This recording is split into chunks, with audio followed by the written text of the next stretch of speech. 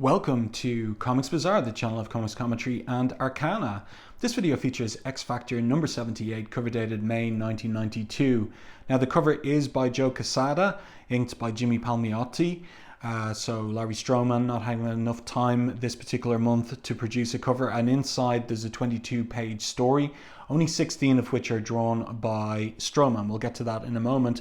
This cover itself is a pretty decent one by Quesada. Obviously it puts the emphasis on the sinister duo there, Mr. Sinister and Strife. And down in the bottom we have our X Factor heroes. And I suppose there's some visual consistency between Larry Stroman's style up there in the cover corner box and Quesada's. They're both very designy in their approach to comics, and also both of them very much in favor of using heavy blacks on their pages as well. So we have that and elongated figures, so we have that kind of visual correspondence. Joe Quesada does the X Factor annual this year in 1992. It's the Scattershot series, so he's obviously got the connection then with the X Office and the X Factor editor in particular in order to get this gig, and soon enough he will take over as regular penciler on the title after Larry Stroman's departure to Image. Now let's open this one up to the first page. And this is picking up from the previous issue. This is like a two-parter, 77 and 78.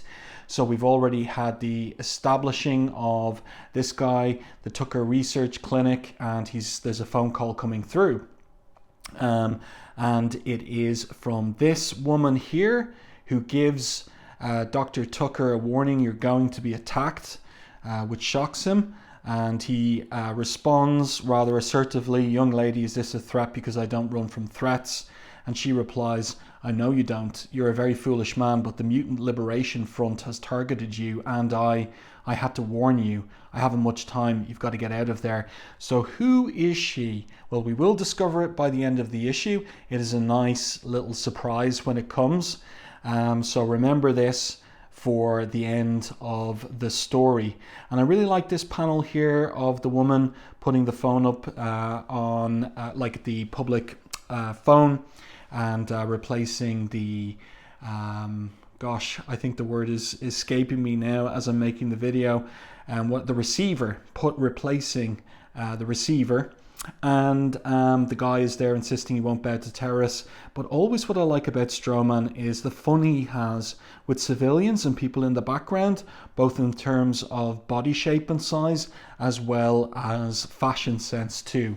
So very varied background figures in Stroman's art. And now we get a bit of an anchor image here for the page that gives us our title for this particular chapter of the two-parter, Playing with Fire. And down here are creative credits. So written as always by Peter David, pencils by Larry Stroman, and then Brandon Peterson doing 6 pages towards the end, pages 16 to 21, with Larry Stroman coming back for the very last page. So Stroman doing 15 pages plus 1 at the end. Inked by Al Milgrom throughout. And then we have not a regular letterer or colorist. So we've got letters by Dave Sharp, and we have coloring by Mike Thomas instead of Michael Heisler and Glynis Oliver respectively.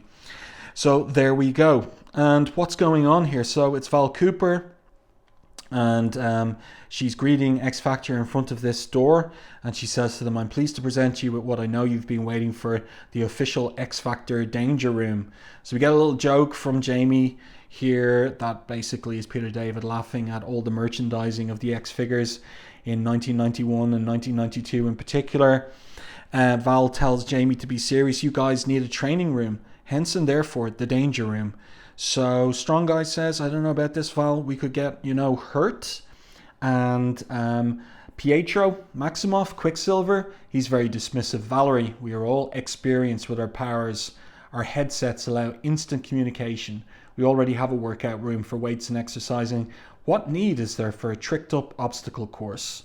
So she says, because there is, it's mandatory. Lorna replies, mandatory. Whatever happened to free will, the freedom of choice? Now that is going to be, her questions there are going to be important for the playing out of the theme of this issue. They are the theme of the issue, really. Free will, freedom of choice, the two of them taken together. We'll talk a bit more about that later on. And Val's response is kind of funny. What does that have to do with the government, Lorna? And then, of course, Alex steps in as team leader and says, look, Val, I don't object to the concept, but I'm annoyed I wasn't consulted about the needs of this team while the room was in design stages. So it's interesting that Alex, who initially was characterized in respect of joining X Factor as being quite reluctant to do it, and also very much concerned about how maybe he would be in his brother's shadow, or that he wasn't leader material unlike his brother, and so on and so forth. But now he's insisting that as leader he should have been consulted. Now look how designy is Val's three-quarter reverse profile here in the foreground. Interesting stuff from Stroman. He gets very abstract at times. And Val responds to them all saying, it was in the works before you came aboard, Alex. Uncle Sam is capable of making a move or two without you, you know. And Rain chimes in, mutants tend to be pretty hard on a danger room. We might destroy it inside of 5 minutes if it's not up to snuff. And then Pietro once again with his trademark supercilious dismissive attitude. This is moronic. So this is all set up for a joke. Now, is it going to be a good Peter David joke, or is it going to be a bad Peter David joke? Let's turn the page and find out. So, Strong Guy is knocking there on the door, and Val says to him, it'll stand up just fine. This door, for example, is pure castrodinium. Nothing can break through. I assure you, the finest government contractors were brought in. So some jokes from Jamie about that. I really like this panel here with the huge body, suited body of Guido behind Val there, and she says, come on in and see government workmanship at its finest. So Dave Sharp making a little punctuation error there. Shouldn't be an apostrophe, just ITS. But in any case, the joke is the door handle pulls right off. And everybody just starts storming off, walking away, and Val there left to ask them plaintively, you think one of you guys could get the doorknob to go back in? And so they're gone. So that's it. That's the joke. 3 pages on that joke. Was it worth it? I don't know. And then Guido comes across a character that was established in the previous issue.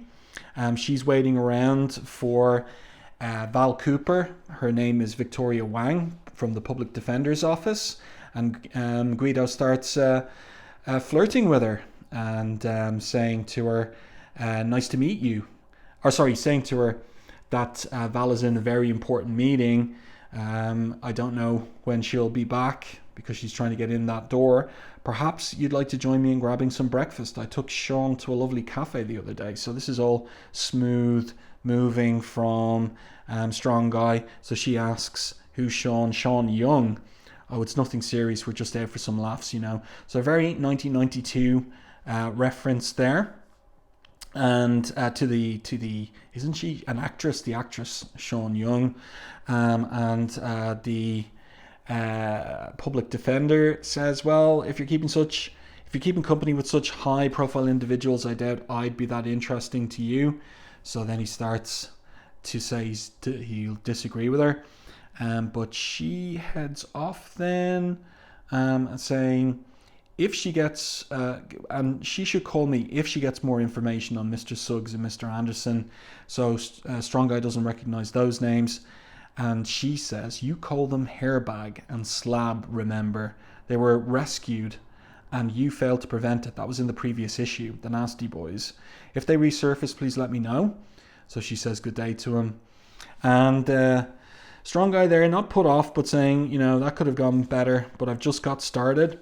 So he's going to work his romantic magic on this woman that he's taken a shine to.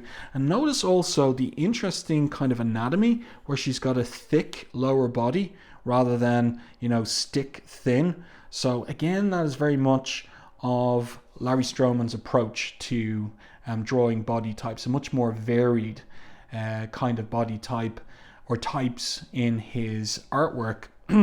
So a little bit of comic business there between Jamie and Guido, and then the scene shifts. And what I found interesting about this is there was no little, meanwhile elsewhere or in some specific location, just a cold switch to Hairbag and Wildside in a little bit of contention with each other, and then we have the arrival of Mr. Sinister and Strife.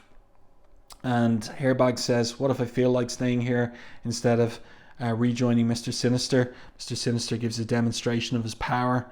Your refusal to return upsets me, he says. We can't have that. And Hairbag backs down. No, we can't. Very designy work on these 2 pages, especially this one. These tall vertical panels and very abstract rendering of the face, the 3/4 reverse profile on Alex there, and then this half face shot here. Very, very abstract, but I like it. So there's a conversation between Alex, his brother, and Professor X, and Alex is picking up on what he said he'd do in the previous issue, that he was going to inform them about the resurfacing of Mr. Sinister, and both Scott and the Professor are surprised there has to be some mistake, says the Professor. No mistake, Scotty, Professor. From what Jamie said, it couldn't be anyone else. Not only that, I've got another one for you, he says. The reports were that Shafran was found dead in his private study, having blown his brains out. So this is reference to the climax of the original storyline that resolved in issue 75. Alice continues, but what if that man wasn't the man we battled? What if the man who blasted his way out of the Senate was a disguised Mr. Sinister? So the Professor thinks it's an interesting theory and says, I'll alert both X-Men teams. And Rain, who's there also in the room for the call, says, will you alert X-Force as well? And the Professor replies, we've no contact with X-Force, Rain. I do not approve of their leader or their tactics. They're a corruption of everything the New Mutants was meant to be. And Alex there says, I couldn't agree more, Professor, we'll keep in touch. So he sends his love to Jean by his brother, and then that's the end of the call. But now we have some more chat among the members of X Factor. Again, another very designy page. It's an interesting way of drawing Rain there, just focusing on her neck and head and the hair, and then all of these kind of geometric shapes in the background as well, which are kind of indicating shadow and play of light. It's really interesting stuff from Larry Stroman, interesting to look at, as well as a kind of like an X Factor uniform for Val as well that she's wearing. Intriguing design work. So there's some talk about Cannonball turning up in the previous issue and how he was let get away, and Alex asks Lorna about it, and she says to him in reply, my loyalty is to X Factor, Alex, but that doesn't mean I left my own mind at the door. Sam approached Rain in good faith, misguided but good. I chose not to use that as an opportunity to apprehend him. It seemed tacky, and frankly I can sympathize with Rain. I know how hard it is to have someone dear to you on the other side. So again, this kind of plays into the theme of the issue, where there's going to be a little bit of division in the X Factor team regarding the upcoming mission. And Alex replies, yeah, so do I, because of course there was, well, how long is it in Marvel time? Like a year, where Lorna was possessed by Malice, and there was times when Havoc himself was possessed by Eric the Red. So both of them have been taken over and had their free will kind of, what would I say, like colonized or cancelled or negated. So that's all playing into the theme of this particular issue, as we shall see soon. So Val arrives and she says, we got a call from authorities in Kansas City, Mutant Liberation Front, let's move. So that is Dr. Tucker's clinic. So now they're on the way. So we see this government issue jet that they are flying to Kansas City. And then we get the mission briefing. Dr. Tucker is running a clinic for genetic research. The new wrinkle is that Tucker's developed an experimental test to determine the likelihood of an unborn child being born a mutant. It's nowhere near 100% accurate, but Tucker claims he can find the DNA that leads to mutation and that he can remove it.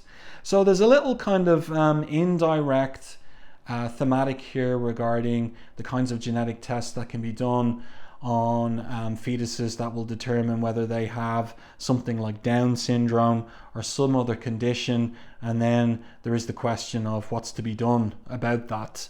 And so Peter David playing around with that theme here in this particular issue, and whether and what to do about any of that. But I like this anchor image here of the team. Again, you can see those heavy spotting of blacks by Larry Stroman in the art, and the kind of body language and acting of the team, like Rain here balancing on her hands, doing some kind of weird yoga pose there.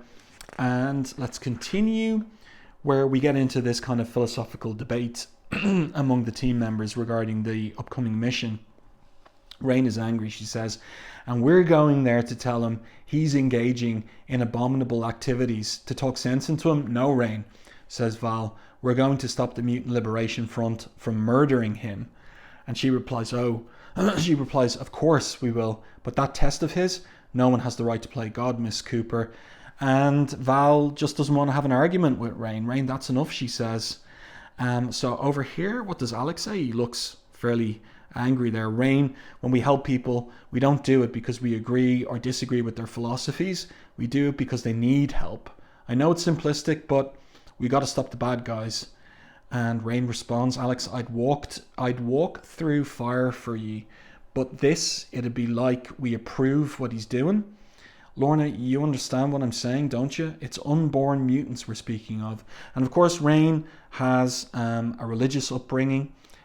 She is Christian, and she's already had some trauma in issue 76, the crossover with the Hulk, where she killed a guy who'd kidnapped her and who had killed his own sister as well in a fit of rage. And so Rain killed him, took a life. It's intriguing now that she's concerned about this other moral issue. So what does Lorna say? She says, I know that, Rain, but frankly, that's not the issue we're dealing with here. What? You can't approve of this? You saying being a mutant is wrong, that the gene should be removed? And Alex says, it's about free will. In this case, the tough decisions have to be the parents to make, Rain. We can't stop science. So again, like I was saying earlier, there's a kind of like an indirect subtext here or allusion to genetic tests for Down syndrome and whether parents would make a choice to terminate a pregnancy. That's going on in between the lines of this by way of allusion, indirect allusion. So Alex here says, Rain, your position's understandable. You want out of the mission? Fine. Anyone else? So that's actually pretty fair. Since she has a moral objection that she can stand down from the mission. But this is surprising. Anyone else want to stand down from the mission? Quicksilver says, count me out. And Val's surprised. You, Pietro, why? And he simply says, it's personal. So she acquiesces, okay, fine, and maybe being short-handed won't hurt us, but we'll see if that turns out to be the case. But also look at the designy piece here, like this eyebrow flying off both the top of his eye socket, but also out of the panel itself too. So again, more of this designy play by Larry Stroman in the art. Then we get a big full-page image of the Mutant Liberation Front, and they're on their way to that clinic in Kansas City. But interesting here that Peter David continues with the dialogue from this scene over this image. It's basically like he's made a decision. He doesn't want to include any banter from the MLF in respect of this image. So Val continues and says the local authorities have been alerted and they've dispatched every SWAT team in the area. They're the first line of defense in case the MLF get there before we do. Maybe if we're really lucky, we won't be needed at all. Someone asks her, you believe that, Val? Oh, it's Guido. She says, no, Guido, not for a moment. So we are going to get the MLF versus X Factor shortly for a rematch. This is another interesting page, interesting angles here. Stroman cutting down on the backgrounds. That's a very sketchily indicated building for the genetic clinic. So he's saving time, obviously feeling the deadline crunch. That's why Brandon Peterson had to step in. So we got various demonstrations of the MLF using their powers, lots of speed lines and force lines there as well. It's nice looking art. That's a really powerful punch that forearm is throwing there as he is smashing away into the clinic. Let's get past the ads here. So now they've opened a hole in the wall and Dr. Tucker is there to greet them. He's no coward anyway. We can say that much about him. He says, in reply to what Wildside says, so you're the guy who's trying to get mutants before they get you. He replies, my only goal is to give people the knowledge they need and the option to make the appropriate genetic changes. That includes making them as informed about their progeny as possible. So there's no other staff there. He told them not to come in, but I won't be scared off by terrorists. He says, my life is in my research. So Wildside says to him, babe, your death is in your research. What's the matter? You scared, sweating, just because we're going to make sure that mutants don't become targets for people like you. You look afraid. What are you afraid of? So the guy is a little bit rattled. He says, what are you afraid of? That if your parents had known they were getting a vomitous freak like you, they'd have, and of course the point is that they would have terminated the pregnancy. So that gets Wildside's goat, and he rips the guy's guts out. Tells him, you're just a bigot with a medical degree. It's interesting stuff. And there is, it is Forearm there who protests. He didn't want the guy to be killed. And someone else says, Bright, Wildside, Bright, you just eviscerated the guy before you could tell us where he keeps his research and samples of the test. We needed him. But Wildside says, no, we didn't. You guys start destroying everything you see. If we run across the materials, we bring it back for strife. If we don't find it, then this will make sure that nobody does. So he's planting explosives. They start smashing up the place. And when are X Factor going to arrive? Well, on this particular page, so we have the arrival of Strong Guy punching right through that door just as Reaper was about to open it. And now we get the X Factor versus MLF rematch. But this is an interesting bit here where, who is it? Strobe. Yeah, she blasts Strong Guy in the face. And as he says there, she melted my glasses right onto my face. So that's fairly painful, all right. And then we've got Havoc here blasting her. That's really great work there. Great anatomical work. Lorna's going after Tempo. And here we get to see Strong Guy there having pulled the glasses off and saying it really hurt. And the last thing these guys wanted was me in a bad mood. So let's continue, get past the advertisements. Yeah, and here we're into the Brandon Peterson pages. So we've got 6 pages of Brandon Peterson art. You can see it's just not on the same level as Larry Stroman's. And Brandon Peterson himself still learning at this point in his career. But it all reads pretty well. We can see there Lorna crushing the helmet around Tempo's head. So she gives up, she surrenders. But Wildside comes in right behind Lorna there, and he himself is caught from behind by Rain, and she throws him right onto not Strobe but Tempo there. And Lorna says to her, I thought you were back at the plane. So Rain had dropped out of the mission because of her moral objections, but this is her response. She says, I figured I owed you for letting Sam go. That was in the previous issue. I didn't like being in anyone's debt. And Lorna replies, you mean being in my debt? Because, of course, Rain feels, we would say romantic feelings for Havoc because of the genetic bonding process when she was undergoing the mutate process in Genosha in the Extinction Agenda crossover. So there was a kind of like a bonding whereby she would be loyal to Alex as a magistrate. But in any case, Peter David making some capital out of it in terms of the characterization of the rivalry between Lorna and Rain on the question of Alex. So next of all, the MLF starts retreating via teleportational, portals, which are always created by Zero. So he's around, and Rain goes into a particular room where she sees the explosives there. And Lorna tells her, get away from it, Rain. I'll take it outside and diffuse it magnetically. But Rain catches a scent as Lorna exits with the explosives. And she scents blood. So let's continue. Back at the fight. We've got forearm versus multiple man there. So multiple man, of course, there can be more than 4 of him. And in the background, we can see Alex going up against Reaper there. And here, this is where the interesting stuff is taking place. Bottom of the page, Rain finds Dr. Tucker. He's not dead yet. He's bleeding out. And he says, listen, all his updated data on mutant test formulas, everything, transferring it to disk. Let the computer finish, then give disks to government. And then he dies. So we can just about see there on the computer that that's all happening as he said.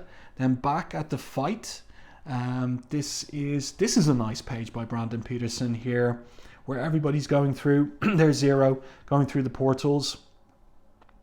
Havoc says, "I'm punching your ticket," as he launches a plasma blast towards the portal, and Zero, seeing it, closes the portal very too quickly, so that it actually chops off Reaper's leg.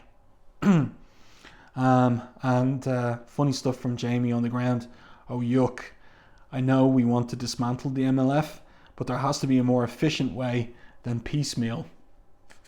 So that's kind of funny. And then the interesting kind of moral, emotional climax of the story is in Dr. Tucker's office, and we see Rain's reflection there on the computer screen. She's hitting a button. What's she about to do? Function aborted, no more file transfers, and she just puts her fist right through the monitor. And she smells that Lorna's behind her. Lorna, that's you behind me, eh? Isn't it? Of course, she says. You could have tried to stop me. And Lorna replies, yes, but you see, you had a decision to make, and I didn't feel it was my place to tell you that you couldn't make it. So Lorna is, do you get it, pro-choice, yes? And then we have a page, this is Brandon Peterson's last page, where we pick up with the MLF in their headquarters with Strife and Reaper there. Well, he's getting medical attention, and there's a reference to the fact that he recently lost a hand in an issue of X-Force. First Reaper needed an artificial hand, now he'll need an artificial foot. So guy's going to be Darth Vader before too long, says Wildside. No offense, Strife. That's funny stuff from Peter David. Like, sometimes his comedy does land, and this is good stuff here. So Strife says, none taken. What I find disturbing is that X Factor showed up at all. Do any of you have a clue how they knew? Any of you? Forearm, Wildside, and then after a pause, Tempo, and she's taking off her helmet there, the one that was damaged by Lorna. No sir, no idea. It's the woman who dropped the dime on the attack on the clinic on the first page.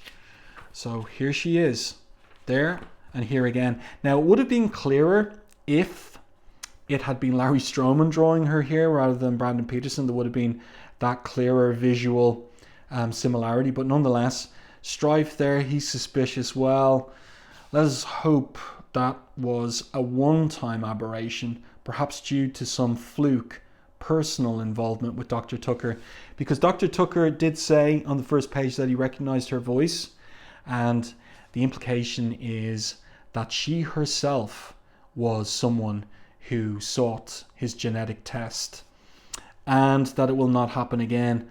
I believe we can assume that, sir, and good, he replies. So Let's see here. What are you talking about, Rain? We pick up with X Factor on the government jet going back to Washington, D.C., and we're in the middle of a conversation. What are you thinking about, Rain? And so she replies, about how, when I pictured Dr. Tucker in my mind, I saw him as being, I'm not sure, some huge slavering monster. And there he was, and he died right in front of me, and he was just as scared as any of us, and he didn't seem evil at all. I'm feeling guilty that I thought we shouldn't fight to protect him, and now that he's dead, I feel worse. And so Lorna replies, really like this drawing of her, interesting way that she's holding the side of her face there with her hand as well. It's really nicely done. She replies, and how guilty do you feel about that his work got accidentally, irretrievably trashed? And so Rain doesn't reply to that.